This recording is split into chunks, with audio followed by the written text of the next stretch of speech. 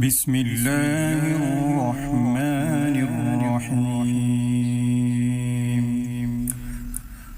والتين والزيتون وطور سينين وهذا البلد الأمين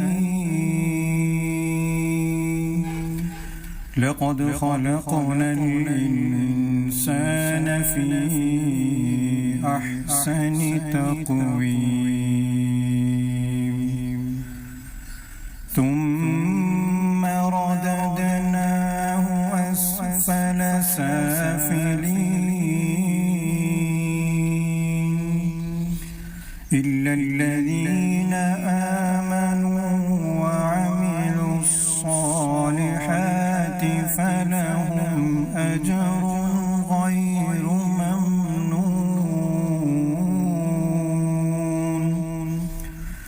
فما يكذبك بعد بالدين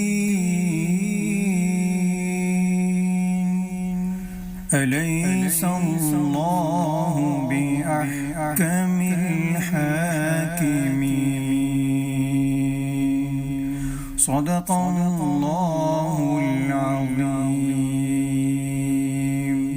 وصدق رسوله النبي الكريم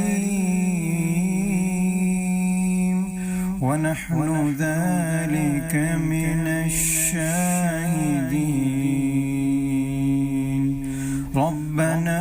تقبل منا